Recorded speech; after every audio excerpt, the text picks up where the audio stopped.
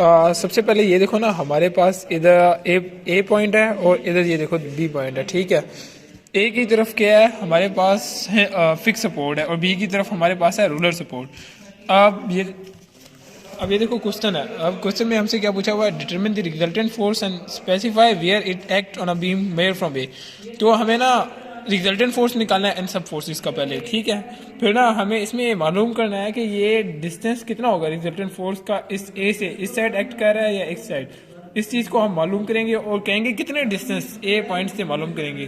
तो सबसे पहले हमारे पास जो इस साइड गिवन है फोर्स है वो 6 किलो न्यूटन पर मीटर है, ठीक है। और इस रेक्टेंगल के साथ है 9 किलोमीटर और 9 किलो न्यूटन पर मीटर, और इसके साथ है 3 किलो न्यूटन पर मीटर। तो हमें वैसे पता है F1 is equal to 6 kilo newton पर मीटर मल्टीप्लाई बाय ये कितना डिस्टेंस है हमारे पास 1.5 मीटर। तो ये देखो मीटर मीटर के साथ कट गया और हमारे पास फोर्स आएगी 6 multiply by 1.5 is equal to 9 kilo newton. अब इसके अलावा देखो यहाँ पर हमारे पास कितनी फोर्स गिवन है, ये जो यूनिफॉर्मली डिस्ट्रीब्यूटेड हुई है 9 किलो न्यूटन पर मीटर, और नीचे डिस्टेंस मतलब 3 मीटर के दरमियान ये 9 किलोमीटर पर न्यूटन फोर्स है। तो इसको हम F2 इधर मालूम करेंगे 9 किलो न्यूटन पर meter multiply by 3 meter cancel. तो इधर आ रही है हमारे पास 27 किलो न्यूटन फोर्स F2। इसके अलावा जो F3 होगी वो होगी 3 किलो न्यूटन पर मीटर मल्टीप्लाई बाय 1.5। तो ये पास हमारे आती है 4.5 किलो न्यूटन। चलो ठीक है, अब ना हमें मालूम करना है summation of forces along Y axis. ये सारी इक्वल होंगी Fr के, जो हमें शो करिए कि Fr जो है ना इधर डाउनवर्ड एक्ट कर रहा है रिजल्टेंट फोर्स, तीनों फोर्स का जो रिजल्टेंट फोर्स होगा वो डाउनवर्ड एक्ट कर रहा है। तो हमारे पास ये होगा -Fr इज इक्वल टू -9 -27 -4.5। इन तीनों को एक्ट करो तो Fr हमारे पास बनता है 40.5। अब इसके बाद हमारा जो क्वेश्चन था हमें मालूम करना था, और चलो ठीक है इस चीज़ को हम इस डायग्राम को अब बिल्कुल अलग बनाते हैं। हमने F1 F2 और F3 मालूम करना है। ये हमारे पास आ गया A डिस्टेंस और ये हमारे पास आ गया B डिस्टेंस। अब हमेशा जो होती है ना फोर्स, अब ये यूनिफॉर्मली डिस्ट्रीब्यूटेड फोर्स थी, लेकिन जो फोर्स रेक्टेंगल में होती है वो बिल्कुल सेंटर पे आती है।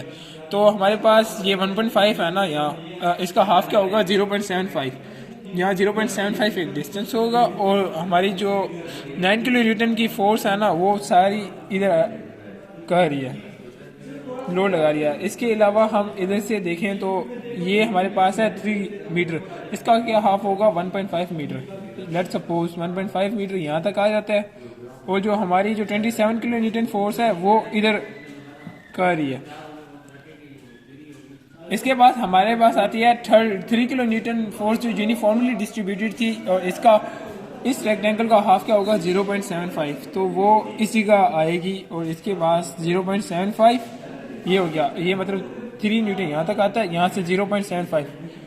अब ये देखिए 9 किलो न्यूटन फोर्स इधर आ रही है, 27 किलो न्यूटन फोर्स इधर आ रही है, और 4.5 किलो न्यूटन फोर्स इधर आ रही है।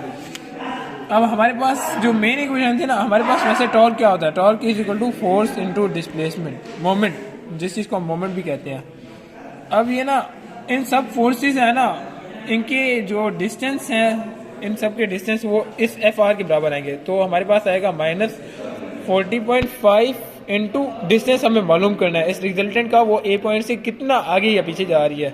तो इज इक्वल टू करने के बाद अब हम देखेंगे सबसे पहले जो ये वाली फोर्स है वो इस साइड है।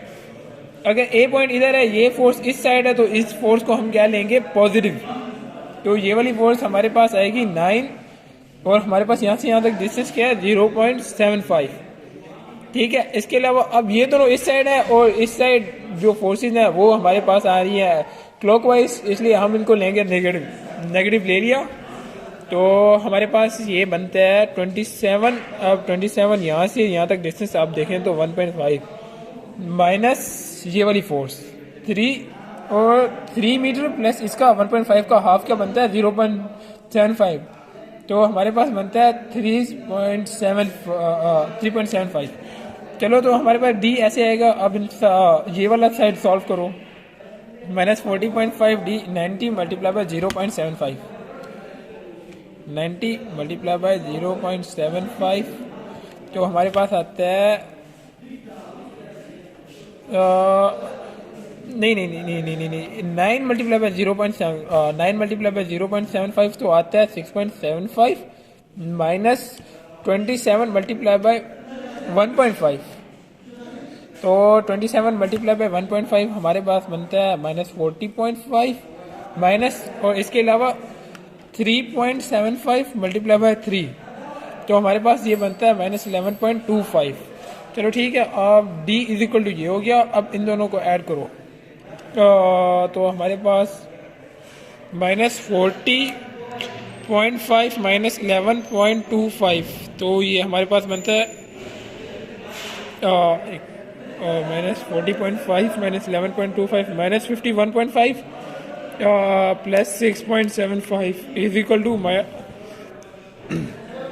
45। तो -40.5 और ये -45 माइनस माइनस के साथ cancel. 45 divided by 40.5 divided by 40.5 तो ये हमारे पास डिस्टेंस करीब आता है 1.11।